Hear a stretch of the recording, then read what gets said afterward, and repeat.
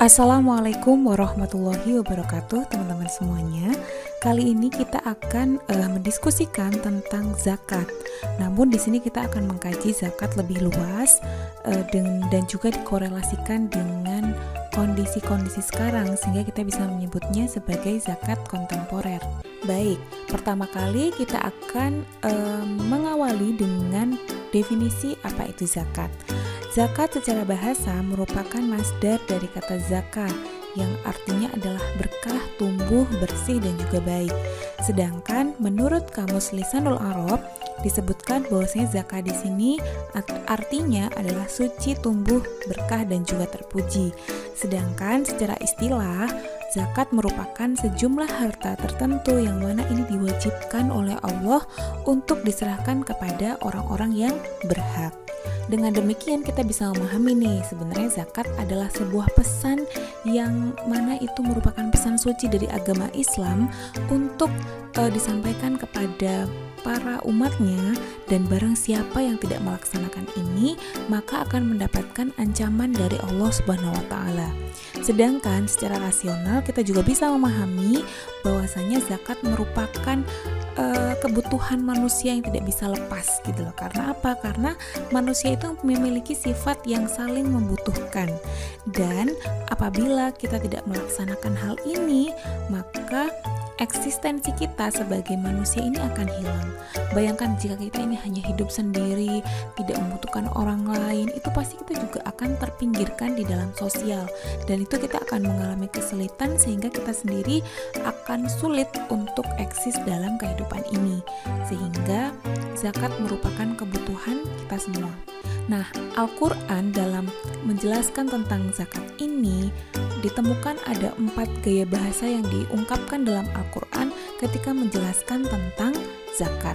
Yang pertama adalah menggunakan uslub insya'i, atau di sini ada sinyal-sinyal perintah yang ditunjukkan oleh Al-Quran.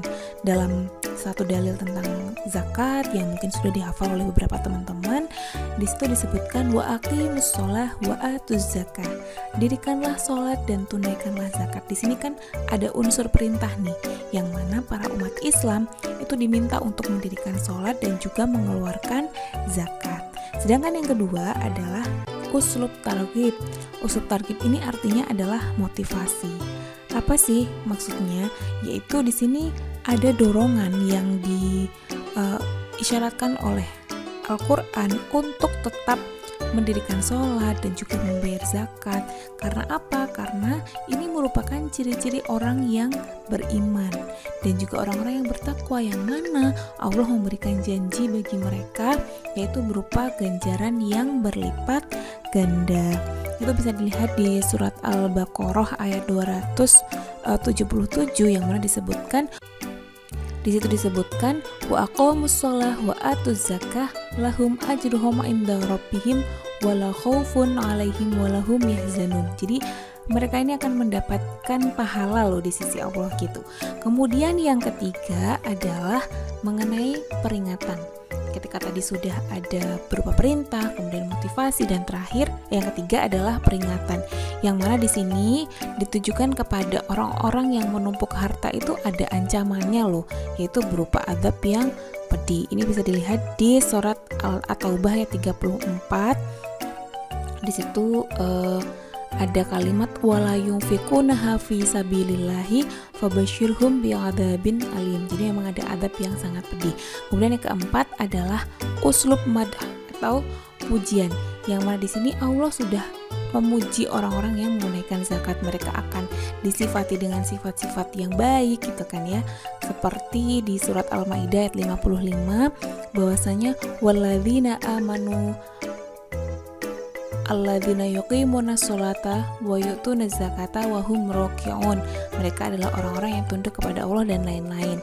Kurang lebih seperti itu. Jadi ada bentuk-bentuk yang ditunjukkan oleh Al-Quran mengenai zakat. Nah, sekarang kita perlu mengetahui dulu nih, sebenarnya zakat ini dari masa ke masa seperti apa sih gitu. Ketika di masa Makkah, ini diketahui bahwasannya zakat itu tidak banyak, maksudnya ayat-ayat zakat ini tidak terlalu banyak disinggung. Bahkan tidak ada nih batasannya berapa, besarannya berapa, itu belum ada secara rinci. Adapun yang disampaikan oleh Islam pada saat itu adalah tentang kerelaan bagi umat Islam untuk mengeluarkan hartanya.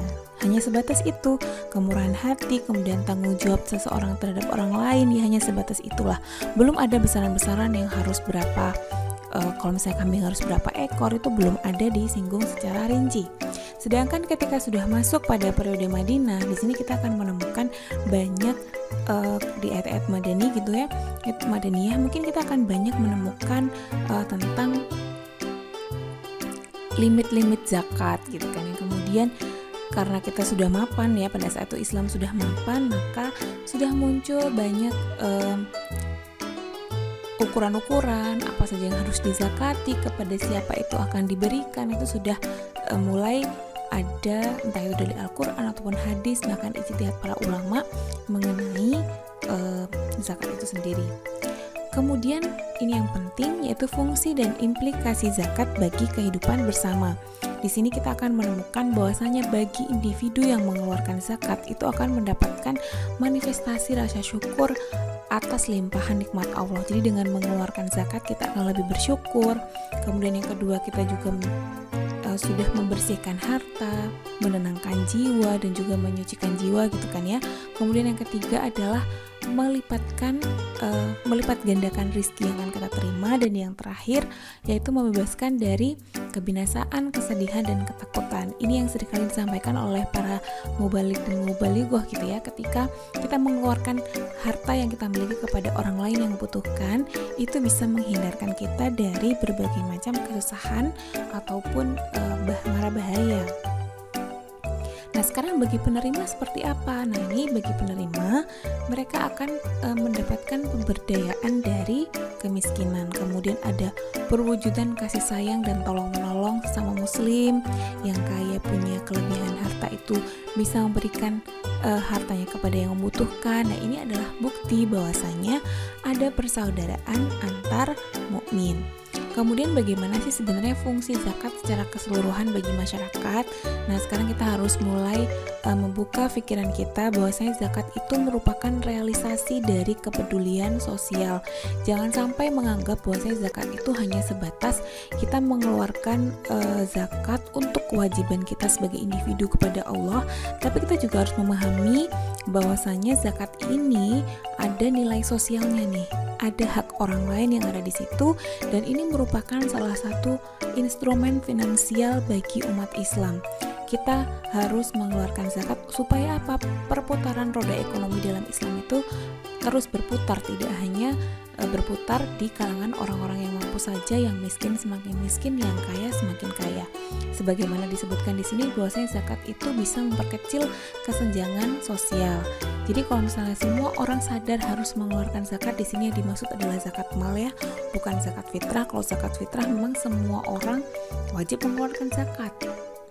Nah, kan tetapi zakat mal ini yang seringkali orang tidak sadar memiliki kewajiban untuk mengeluarkan zakat mal, atau sebenarnya sadar tapi terasa berat. Dan yang ketiga, apabila zakat ini dikelola dengan baik, maka akan mencapai baldatun thayyibah. Jadi sumbangsi terbesar keuangan bagi umat Islam itu ada pada zakat, karena zakat sifatnya wajib dan itu kadarnya besar bagi orang-orang yang memiliki harta. Kalau hanya sedekah, infak itu kan sifatnya hanya sukarela. Jadi meskipun kita punya, kita belum tentu wajib untuk mengeluarkannya, tapi beda dengan zakat. Kita semua memiliki kewajiban, bahkan itu masuk ke dalam rukun Islam. Oke, sekarang pendekatan zakat ini seperti apa sih? Ini nih hal yang baru yang harus dipahami oleh mahasiswa PTKIN, bahwasanya zakat ini adalah mengandung aspek sosial. Jadi yang saya sebutkan sebelumnya bahwasanya ada hak orang lain di situ, ada perputaran ekonomi, ada untuk menghilangkan kesenjangan sosial dan lain-lain. Kemudian yang kedua adalah aspek pengendalian.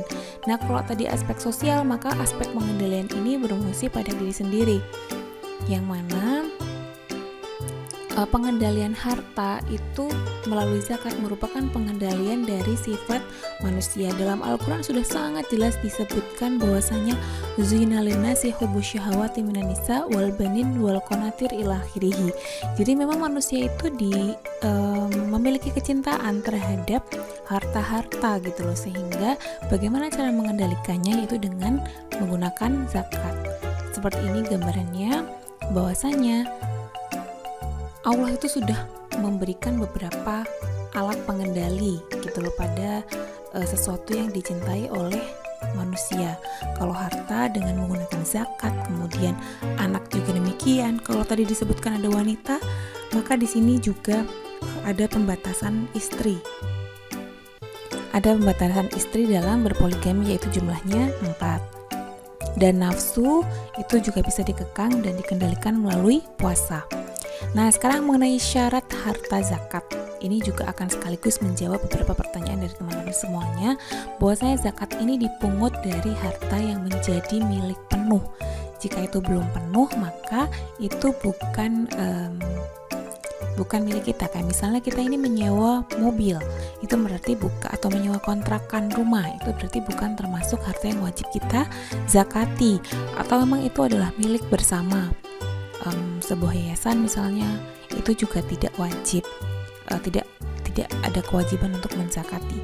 Kemudian zakat dipungut dari harta yang halal, ya ini memang dianjurkan sedemikian itu, karena ada sebuah pepatah yang mengatakan gitu kan, apabila kita mencuci baju dengan baju yang kotor gitu kan, maka tetap aja baju itu akan kotor gitu, dengan air yang kotor, mohon maaf.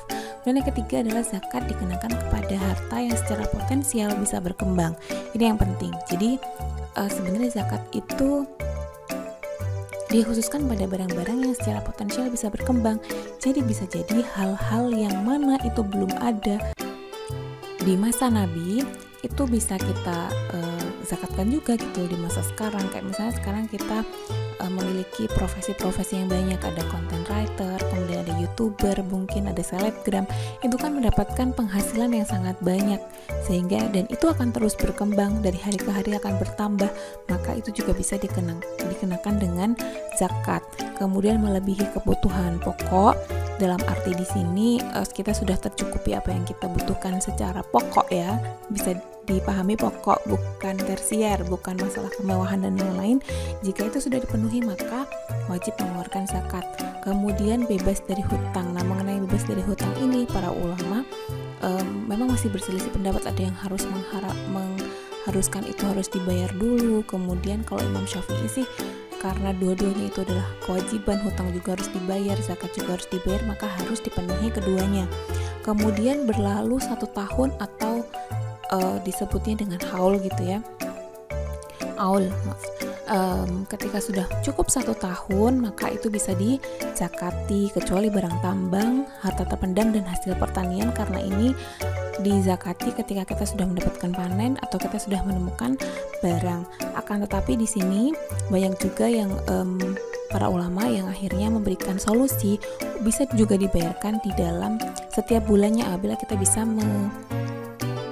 mengkalkulasi lah kira-kira 1 bulan itu dapat berapa. Kayak misalnya PNS gitu kan sudah bisa dikira-kira atau pejabat apa gitu kan sudah bisa dikira-kira dalam 1 bulan akan mendapatkan sekian, maka itu juga bisa dizakati sesuai dengan keluarnya uang. Kemudian zakat dibayarkan pada waktunya. Kalau misalnya tidak dibayar, ya berarti akan terus menjadi tanggungan bagi zakat. Nah, sekarang mengenai harta yang dizakati menurut Yusuf Qaradawi ini adalah sudah berkembang lagi nih. Kalau misal dulu hanya terbatas pada pertanian, kemudian peternakan, emas gitu ya. Tapi sekarang sudah lebih diperluas lagi, bahwasanya binatang ternak, zakat emas, kekayaan dagang, hasil pertanian juga ya. Kemudian zakat madu dan juga produksi hewani juga harus dizakati juga. Kemudian barang tambang, yang sekarang apalagi ada usaha-usaha gitu-gitu yang sangat besar potensinya, kemudian investasi pabrik, gedung, apartemen misalnya punya klaster perumahan, properti, itu juga merupakan harus dizakati. Kemudian dalam hal jasa dan profesi juga harus dizakati, misalnya punya biro haji dan umroh, terus kemudian punya profesi-profesi entah itu advokat, pengacara, DPR, bupati, dosen, dokter, itu juga wajib untuk dizakati. Kemudian saham serta obligasi, karena itu juga ada perkembangan secara nilai gitu kan, dari hari ke hari, dari bulan ke bulan, maka itu juga wajib untuk dizakati. Kenapa kok mereka itu dizakati? Karena ada dalilnya nih, yang mana disebutkan ya ayyuhalladzina amanu anfiqu min thayyibati ma kasabtum wa mimma akhrajna lakum minal ardi. Jadi ada dua item yang harus dizakati. Yang pertama adalah potensi eksternal, yang mana itu berdasarkan dari lahan ataupun apa yang sudah keluar dari bumi dan semesta gitu ya.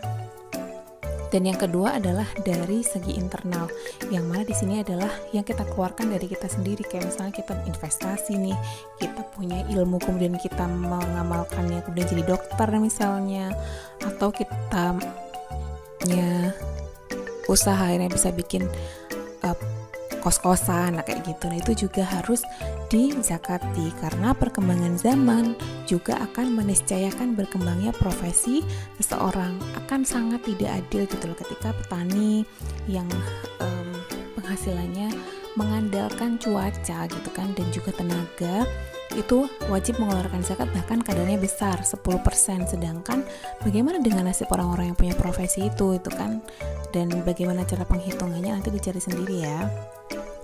Kemudian baiklah teman-teman, itu saja yang bisa saya sampaikan. Kita akhiri. Wassalamualaikum warahmatullahi wabarakatuh.